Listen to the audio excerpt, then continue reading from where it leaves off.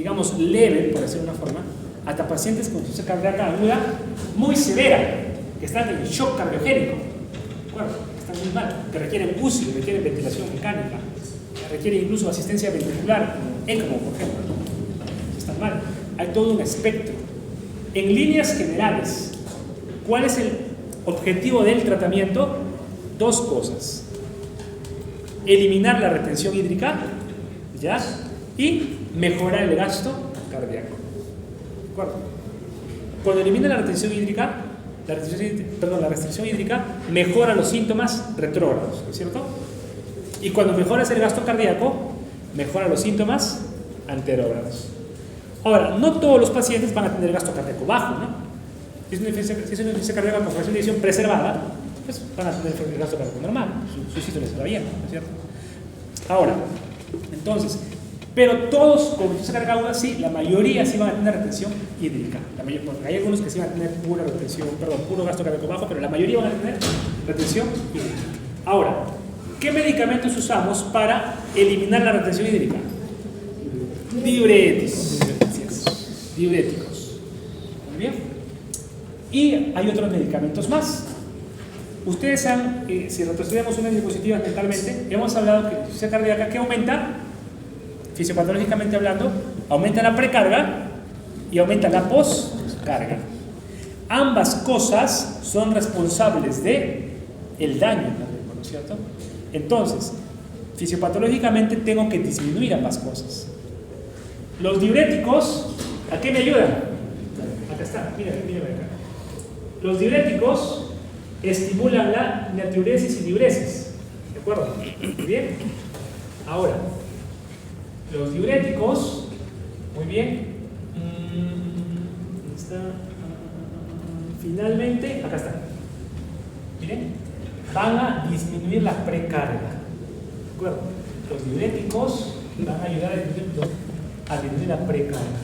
Ahora, ¿qué otros medicamentos tenemos? Los vasodilatadores, eso no se lo sabía, ¿cierto? Ahora lo van a aprender, los vasodilatadores. Los vasodilatadores me ayudan a disminuir la precarga y la poscarga, ¿de acuerdo? Inhiben. Este circulito tiene que estar sobre vasodilatadores y inhibidores. Muy bien. Entonces, los vasodilatadores me ayudan a bajar precarga, poscarga, y los diuréticos, pues básicamente me ayudan a bajar la precarga. ¿De acuerdo? Listo. Ahora, pues aquí estamos hablando, estos gráficos es para explicar también la fisiopatología, pues, ¿no? Decimos que las neurohormonas, ahí estamos, cuando hablamos de neurohormonas nos referimos pues a renina, angiotensina, aldosterona, hormona antidiurética, a todo eso nos referimos, a la endotelina, pueden afectar la función cardíaca directamente o mediante la modulación de la precarga, la poscarga, la natriuresis y la diuresis. Eso ya lo dijimos en la fisiopatología hace rato. El desajuste de la poscarga, ¿qué es? La interacción entre la disminución progresiva de la función sistólica y un aumento agudo de la resistencia vascular. ¿Bien? Imagínense, una poscarga incrementada con un ventrículo débil. Le aliviaría ese ventrículo débil tener una poscarga baja, ¿no? Porque mientras más poscarga le metes, ese ventrículo pues más dificultad va a tener para poder eliminar, ¿no es cierto? Para poder expulsar la sangre, perdón. Listo. Muy bien, sigamos. Ya. Hablemos de los diuréticos. Voy a remarcar ciertas cosas de aquí nomás, a veces ustedes lo leen en casa, ¿ya? Con paciencia, con el mucho tiempo que tienen. ¿Listo? Diuréticos. Piedra angular del tratamiento de la ICA. ICA es insuficiencia cardíaca aguda, ¿ya? Muy bien. Guías internacionales consideran que los diuréticos de ASA, ¿cuáles son los diuréticos de ASA? No griten, chicos, no griten todos. Por uno. Diuréticos de ASA, ¿cuáles son? Furosemida. ¿Qué más? ¿Solo conocen la furosemida? Atorvastatina. No, esa es una estatina. No tiene nada en común. Sulfo. Furosemida. Torasemida. ¿Ya? Son dos diuréticos de ASA, pues, que deben recordar, furosemida y torasemida. Ahora, pero el que es comúnmente usado, del que disponemos aquí en nuestra realidad, ¿ya? En nuestro contexto, es furosemida. Aquí en Lima, en Trujillo, en Arequipa, furosemida. Torasemida es raro que hay, usualmente hay en Piora. En cambio, para el cuadro agudo tenemos que actuar rápido, pues no. No vamos a esperar que haga efecto un medicamento bioral, porque ustedes saben por los principios generales de farmacología que los medicamentos por vía oral tienen un inicio de acción lento, ¿no es cierto? Obviamente. Entonces, si el paciente está con un cuadro agudo, necesitamos actuar rápidamente. Por lo tanto, tenemos que usar medicamentos que tengan un inicio de acción lo más rápido que se pueda. Y la forma es, pues, que tengan administración endovenosa. Entonces, por lo tanto, usamos diuréticos de asa endovenosa, furosemida endovenosa. ¿Ya? Furosemida endovenosa. Sobre el tratamiento de primera línea. Furosemida endovenosa, primera línea. ¿De acuerdo? Entonces, ya, usted ya sabe, pide a un paciente con edema agudo de pulmón, en tu mente ya está, tengo que dar furosemida. De primera línea, de entrada. ¿Bien? Este enfoque tiene como objetivo mejorar la congestión, pero ha sido escasa la evaluación de ensayos clínicos de su eficacia para prolongar la supervivencia en la ICA. ¿Por qué? Ahí les doy un tip. En los ensayos clínicos, ¿qué se hace? En los ensayos clínicos se da, porque cuando quieres probar un medicamento, digamos, a un paciente le das el medicamento y el otro no le das, ¿cierto? Ahora, fisiopatológicamente se sabe que esto pues, te va a mejorar la presión hídrica, ¿no? Y si tú decides no darle el medicamento, pues vas a, y se ve, ¿no? Que el paciente va a empeorar. Es por eso que, como hay una evidencia empírica muy amplia, entonces no se han hecho grandes ensayos para evaluar la furosemida, porque su efecto benéfico es bastante plausible, o es bastante palpable. Entonces es por eso que no hay una gran evaluación con ensayos aleatorizados, porque su efecto, como les repito, es bastante evidente en la mejora del pacientes con PFD. A tal punto que, aunque no hay ensayos clínicos, que ustedes saben, como ya por primera vez en medicina interna, en toda patología siempre se habla de evidencia, ¿no? ¿Ya? En tal patología utilizamos tal fármaco con nivel de evidencia tal, nivel de evidencia A. ¿Y cuál es el nivel de evidencia A? El que se respalda en pues, ensayos clínicos autorizados, doble ciego, randomizados, todo eso, ¿no? Autorizado, randomizado. Entonces, esos son los que tienen mejor peso de recomendación. ¿De acuerdo? Muy bien. Pero aquí, aunque no hay ensayos clínicos para eso, grandes, ¿ya? Aún así es el tratamiento en primera línea, porque es evidente, como les repito, su beneficio. Bien, ya. Miren, furosemida, torasemida y bumetanida son los diuréticos más comúnmente empleados. Aquí está. El primero de ellos es el que más se usa, furosemida, ya dijimos. ¿Ya? Estos fármacos tienen mecanismos catabólicos diferentes. Furosemida se elimina principalmente el riñón, mientras que los otros por el hígado. ¿Está bien? Listo. ¿Por qué se usa vía endovenosa? Ya dijimos, inicio de acción más rápido y además tienen mayor biodisponibilidad por vía endovenosa. ¿Muy bien? Ahora, el proceso de diuresis vaya a comenzar entre media hora y 60 minutos tras la administración. O sea, es relativamente rápido. Bueno, ahora, de manera similar a lo que ocurre con la morfina, los diuréticos de asa por vía endovenosa tienen un efecto dilatador venoso.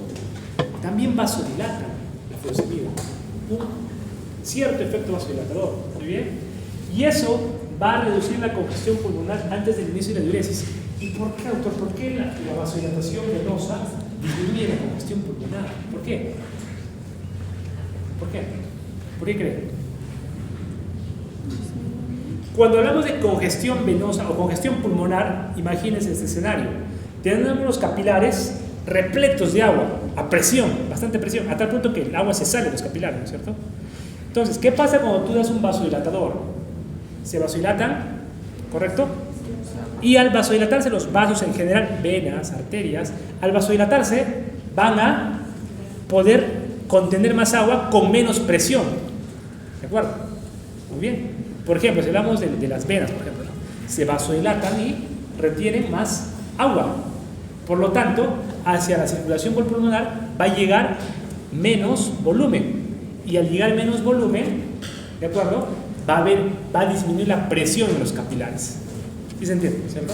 Entonces, es como un secuestro. Con los vasodilatadores secuestras un poco de agua para que ya no haya tanto líquido en la circulación pulmonar, ¿ya? Capilar, y de esa forma baja la presión.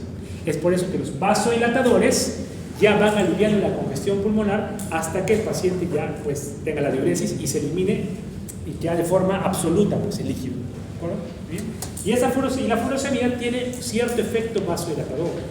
Y al tener cierto efecto vasodilatador, también disminuye la poscarga. Es por eso que acá, ¿está? Diuréticos disminuyen precarga y poscarga. ¿De acuerdo? ¿Muy bien?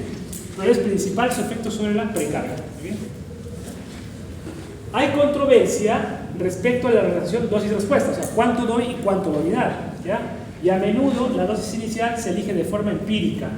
Las guías recomiendan una dosis inicial que igual o supere la dosis diaria en los pacientes que ya recibían.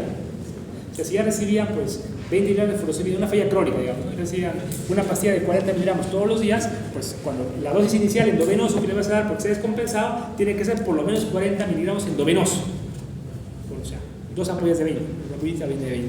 Por lo menos eso. Y luego aumentar más dosis. Si nunca recibió furosemida, puede bastar con una ampolla de 20, o si hay mucha congestión, 2 ampollas desde un inicio. ¿De acuerdo? Muy bien. Se da en polvo el medicamento. Pero también se puede usar en infusión, y eso lo vamos a ver. ¿Qué es una infusión? ¿Sabe? Dime. Así es. La forma de administración en infusión es una administración sostenida del medicamento. ¿De acuerdo?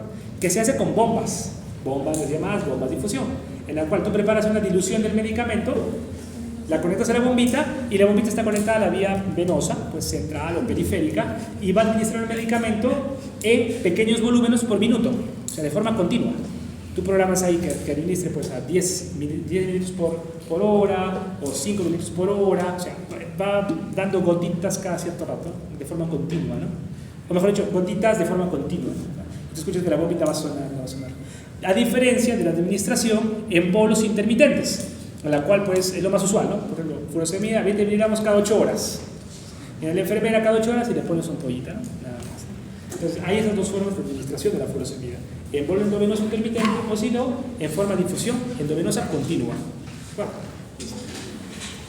ahora, ya, miren, el análisis de este estudio, el ESCAPE, demostró que hay un riesgo de mortalidad dependiente de la dosis con los diuréticos endovenosos, especialmente con la furosemida, si se superan los 300 miligramos día, que es bastante.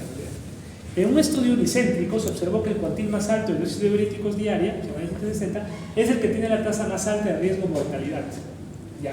Ahora, se observó que los diuréticos pueden causar un empeoramiento de la función renal a dosis altas, con la consiguiente mala evolución clínica del paciente. ¿Ya?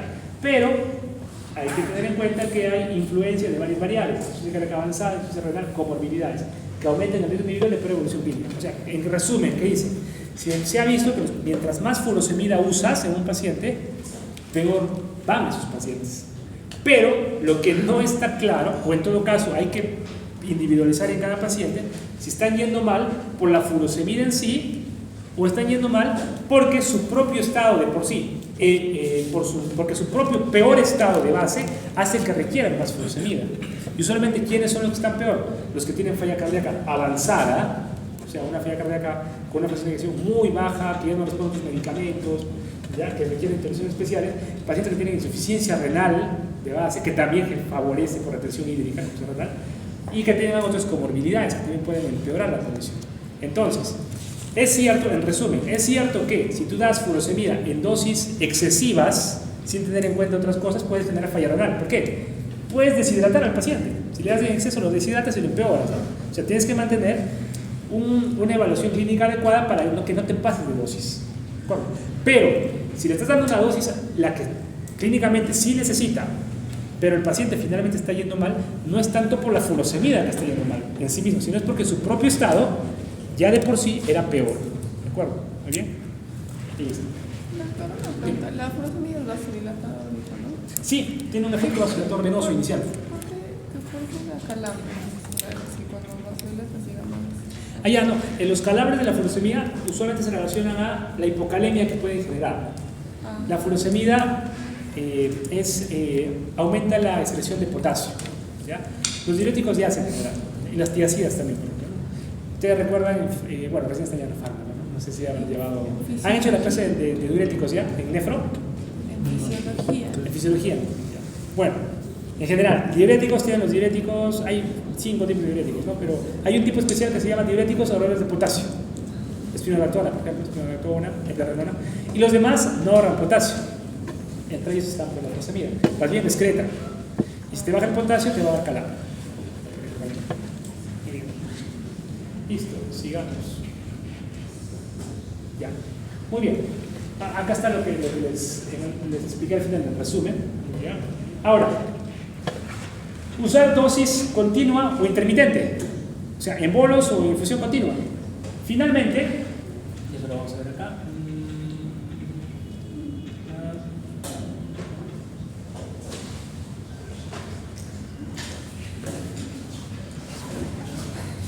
Mira, se demostró que la eficacia de difusión continua era similar a la del tratamiento con bolos intermitentes. La eficacia es similar.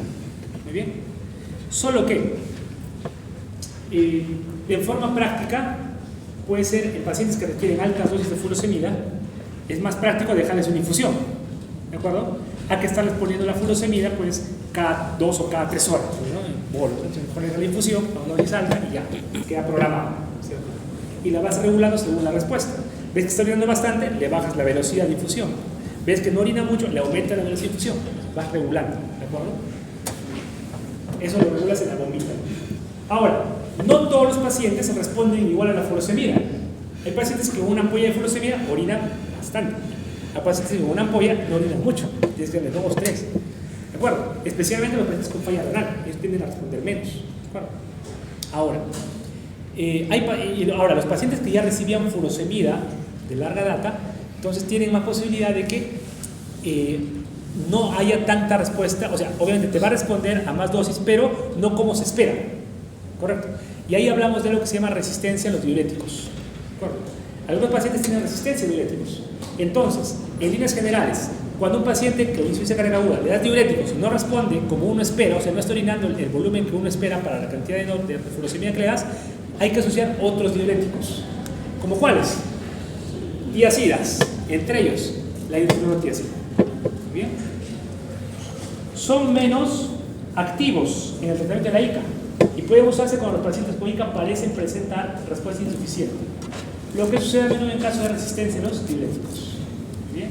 Ahora, también la combinación de metolazona con diuréticos de ASA ha demostrado gran eficacia.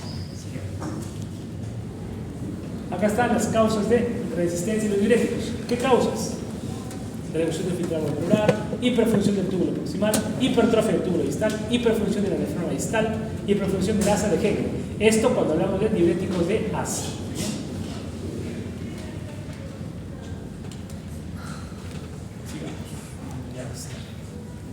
Más.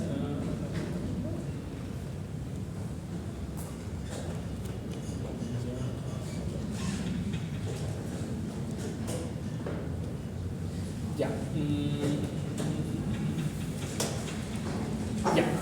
Los antagonistas de los receptores mineralocorticoides, ¿cuáles son esos? Los antagonistas de los receptores mineralocorticoides. ¿Cuáles son los receptores mineralocorticoides? Catecolaminas, receptores muscarínicos, receptores mu, kappa. Los antagonistas del receptor mineralocorticoide, que se abrevia como ARM, los antagonistas del receptor mineralocorticoide también se llama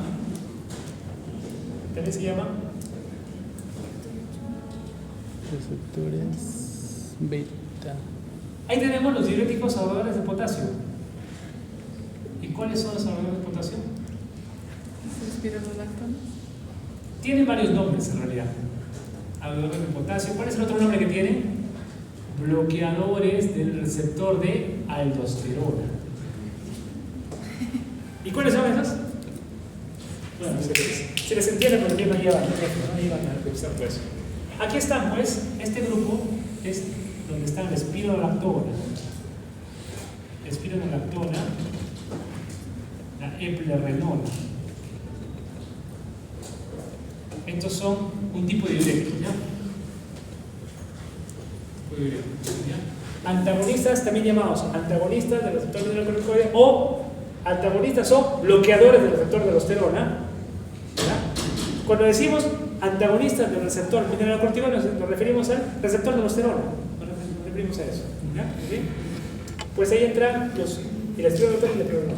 También son diuréticos y también tienen un papel en la insuficiencia cardíaca aguda, sí, pero obviamente no es de primera línea. La primera línea, ¿cuál es? La furosemida, los de ASA, ¿cierto? Pueden usarse adicionalmente las tiazidas, con la misma respuesta, y en algunos casos se puede agregar también estos, ¿ya? Pero estos tienen administración bioral, ¿de acuerdo? Por lo tanto actúan más lentamente. ¿Y en qué casos se pueden usar?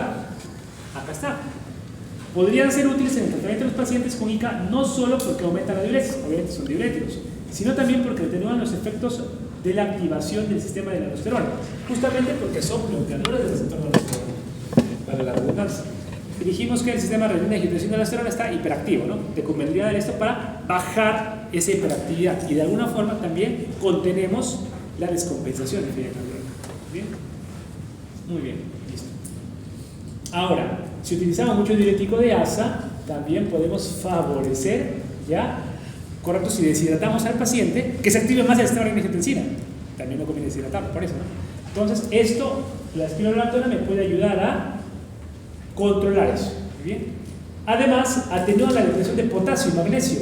Es frecuente que cuando comenzamos a dar furosemida, tengamos que vigilar los niveles de electrolitos en los pacientes que damos furosemida. Entonces, si damos cuenta, los pacientes con insuficiencia cardíaca descompensada, les damos vuelos de furosemida y en los exámenes que hacemos a diario les pedimos exámenes de electrolitos.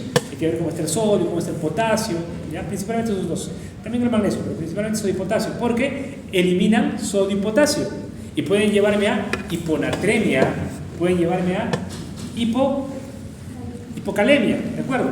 Y con las consiguientes consecuencias de esas propias cosas, ¿no es cierto? Entonces, es frecuente que los pacientes con dosis altas de diuréticos hagan potasio de 3, potasio de 2.5 y tengas que reponerles potasio, darles retos de potasio, lo menos para que no empeore, ¿no? Entonces, porque si no le agregas otro problema más. En esos casos se puede agregar espironolactona y al agregar espironolactona, como ahorra potasio, compensas la eliminación de potasio y ya no tienes hipocalemia, o sea, se puede normalizar y sigues dando tu furosemida con normalidad o ya tienes que compensar menos retos de potasio. ¿Okay? Muy bien, chicos, ojalá me hubieran enseñado todo eso cuando estaba en el pregrado. Muy bien. Listo, en las fases muy iniciales de insuficiencia cardíaca aguda debe usarse en dosis más altas, o sea, cuando está más descompensado, más alto tienes que dar. Conforme el paciente mejora, ya puedes ir bajando las dosis de furosemida, ¿de acuerdo? Muy bien. Listo. Sigamos. Acá vamos con los diuréticos. Entonces, en resumen, diuréticos, furosemida primera línea, en algunos casos puede ser el protiacida, y si hay hipocalemia o mucha hiperactividad del sistema simpático, para el sistema de aldosterona, agregas espironolactona, ¿de acuerdo? El primero vía endovenosa, los demás vía oral. Cuando el paciente ya se va compensando, la furosemida también la puedes pasar a vía oral. También se puede pasar a vía oral. Muy bien, la furosemida viene en presentación de ampollas en 20 miligramos y la presentación vía oral viene de 40 miligramos. ¿De acuerdo? Bien, furosemida 20 miligramos, usualmente conocida como furo en el argot médico hospitalario. Le has dado furo al paciente, te dicen que has puesto furo.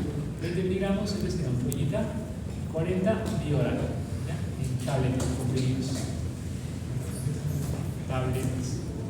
La hidroclorotiazida viene en presentación de tabletas de 25 miligramos.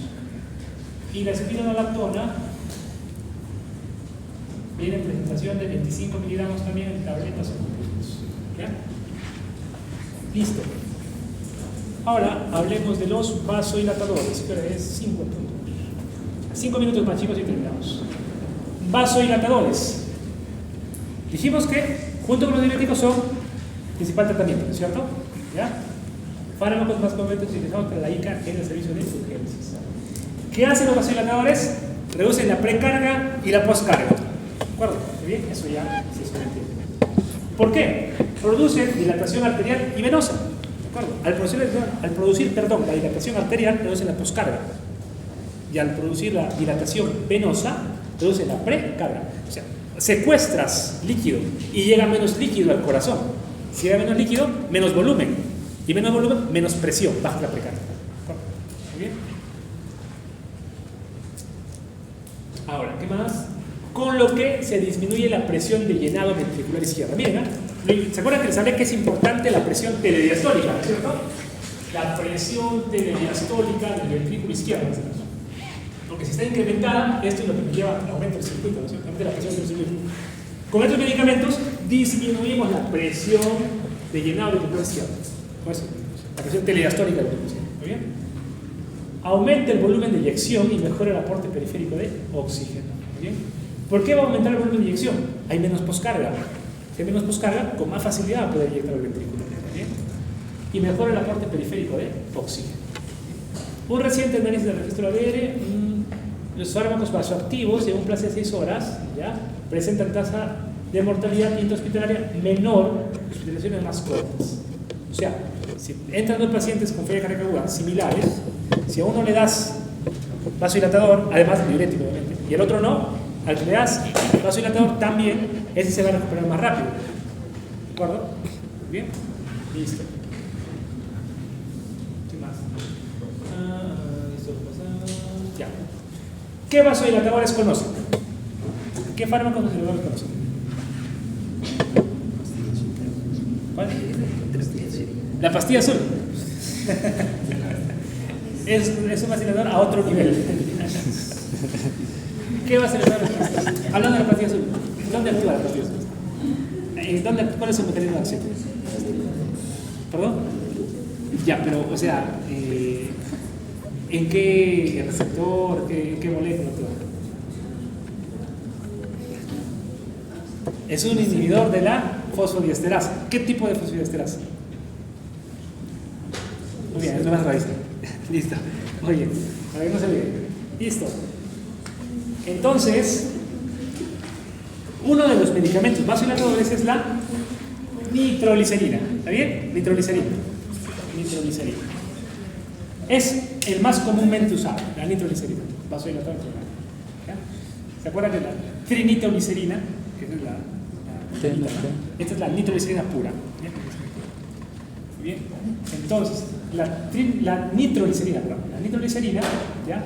En este estudio que ponen, produjo resolución inmediata de síntomas, con disminución de la congestión pulmonar y menor necesidad de ventilación mecánica. Les comento un caso, por ejemplo.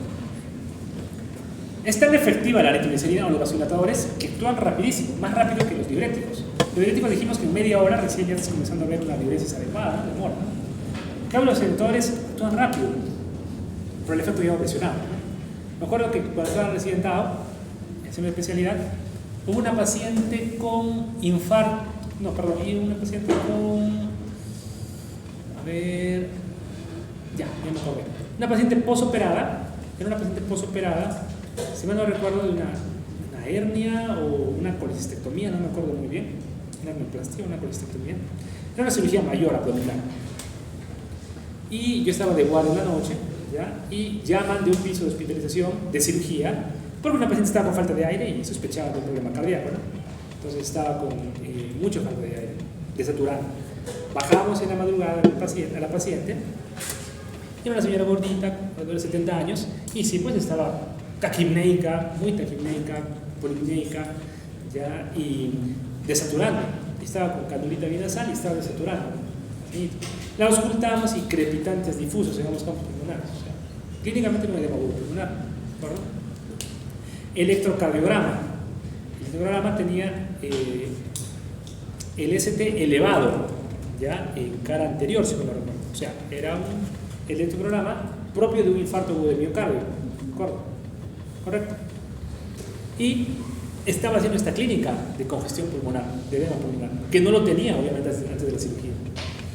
Rápidamente fuimos concluyendo, como primera posición diagnóstica, que la señora se ha infartado, ¿ya? Se ha infartado y está haciendo una insuficiencia cardíaca aguda porque ha perdido músculo en el infarto. ¿De acuerdo? El ventrículo izquierdo se ha debilitado. Infarto quiere decir necrosis miocárdica, ¿no es cierto? Y pierde ese músculo necrótico y ya no funciona, ¿no? Pierde fuerza en el ventrículo izquierdo y se comienza a aumentar la presión ventricular. O sea, al perder fuerza ya no eyecta adecuadamente, se retiene volumen, aumenta el volumen, aumenta la presión. Y aumenta la presión y comienza a generar pues todo lo que lo mencionaba. Entra en falla cardíaca aguda, ya, estaba muy mal. La otra posibilidad era que se trate de una miocardiopatía por estrés, porque resulta que nos comenta que momentos antes de que se ponga así la señora, había discutido con la enfermera. No recuerdo por qué motivo, pero habían peleado, ¿ya? Entonces había tenido una emoción intensa la mamita.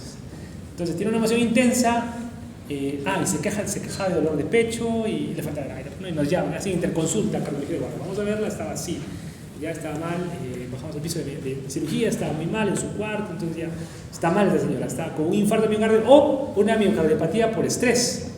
El estrés intenso ha generado una expulsión de grandes concentraciones de catecolaminas en poco tiempo. Y esas catecolaminas han llegado a las coronarias y las coronarias se han vasoconstreñido y han generado isquemia. Y las catecolaminas en sí mismas son tóxicas para el miocardio y lo inflaman. Y el miocardio isquémico, el miocardio intoxicado por catecolaminas, se debilita, ¿ya? Y deja de contraerse. ¿Correcto? Y genera, si es grande la lesión, genera falla cardíaca aguda. Y en el electrocardiograma puede ser idéntico al que se ve cuando se tapa una arteria con un coágulo, o sea, un infarto. Era una de las dos. La cuestión es que la señora estaba mal. No la podíamos trombolizar, o sea, dar un medicamento para romper coágulos, pensando que fuera un infarto, que era la primera posibilidad.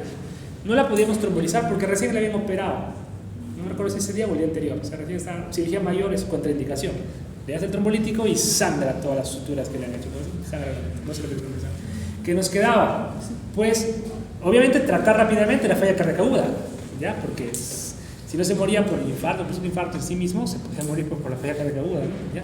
Entonces, o sea, si no le da una parada cardíaca, ya, porque el corazón se detenga, iba a morir ahogada, ¿ya? Entonces, decidimos subirla al piso de cardiología, que es el piso 11 en el Revalidati, ¿ya? Y para manejarla ya le indicamos que le comiencen a dar diuréticos ahí en el piso de cirugía, que le den diurético, furosemida de una vez y ya que la preparen para llevarnos al piso de cardiología, a la unidad coronaria, que es una unidad de cuidados intensivos cardíacos. Entonces la llevamos allá y la señora llegó pues muy mal, ya, entonces incluso le pusimos máscara de reservorio y todo para darle más aporte de oxígeno. Ya le íbamos al diurético, pusimos sonda para ver que orine, ¿no? Para vigilar la diuresis. Y decidimos usar nitroglicerina endovenosa, ¿ya? Y para usar nitroglicerina, como ustedes saben que disminuye la poscarga, al disminuir la poscarga por vasodilatación, baja la presión.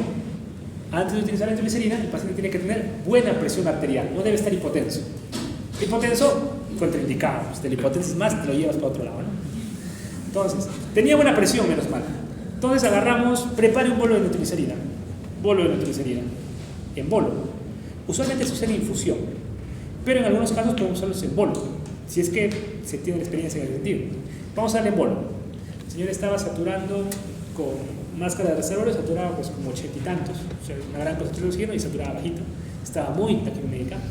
Estábamos con la cabecera semisentada prácticamente en la camilla de la unidad coronaria. Le ponemos el primer bolo de nitroglicerina. Ya, primer bolo, a la vena, rapidito. Con todos los monitores ahí de una UCI, ¿no? Y con la presión arterial, ¿ya? Para el monitor del electrocardiograma y todo. Le ponemos el bolo de nitroglicerina. La presión comienza a bajar porque te hipotensa rápidamente, ejerce su efecto rápidamente endovenoso. Baja la presión, ¿ya? Obviamente le damos una dosis medida. Baja la presión, esperamos unos minutos y la saturación comienza a subir un poquito. Esa es la saturación, ¿ya?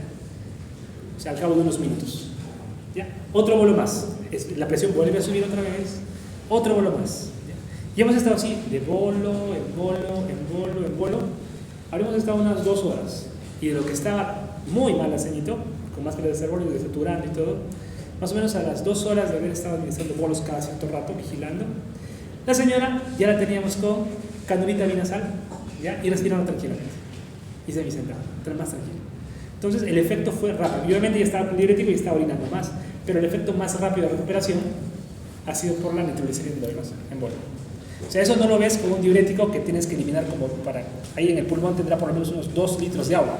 O sea, no lo vas a sacar tan rápido, 2-3 litros de agua. Eso sale con, o mejor dicho, lo regulas rápidamente con el vasodilatador. Y la señora se compensó y estaba mucho mejor. Solamente ya había que esperar que termine de eliminar el líquido. ¿Y cuál fue su diagnóstico final de la señora? La señora fue a cateterismo cardíaco coronario para ver las coronarias, para ver dónde está el tapado y ver si se le hace angioplastia, si se le abre la arteria, ya con un coágulo que se suponía que estaba como primera posibilidad. Entró a cateterismo coronario el día siguiente y las arterias, o sorpresa, estaban limpias, no tenía nada. Y en la ecografía tenía el patrón típico de una miocardiopatía por estrés.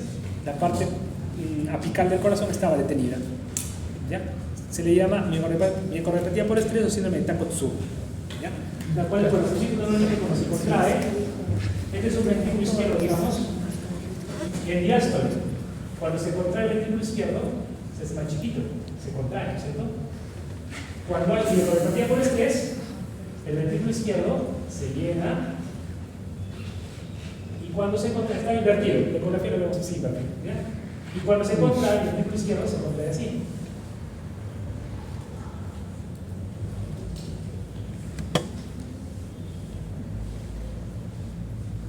¿Qué ha pasado acá? Aquí lo normal, se contraen todas las paredes, se contraen, estas son las paredes, ¿cierto? Este es el miocardio. Se contraen todas las paredes y hacen esto. En cambio, cuando hay una miocardiopatía por estrés en su patrón clásico, porque hay diferentes patrones, pero es el patrón clásico, se contrae,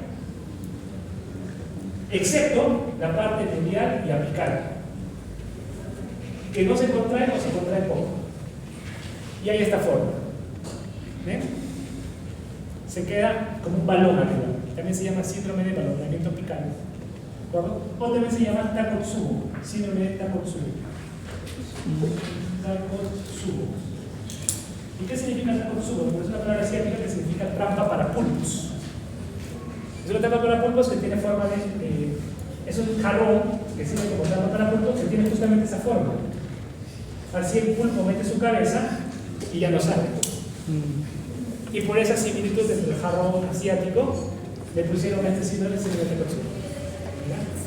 Bien, entonces, la señora tenía esto, y eso fue lo que le llevó a la falla cardíaca aguda. ¿Y por qué? Porque discutió con la enfermera. Así que no discutan con sus abuelitos. No les hagan enojar. Muy bien, chicos. Muy bien, chicos. Lean esto y lean lo que queda de diapositivas, por favor. Esto lo vamos a terminar de mencionar en la siguiente clase. ¿Ya? Muy bien, chicos.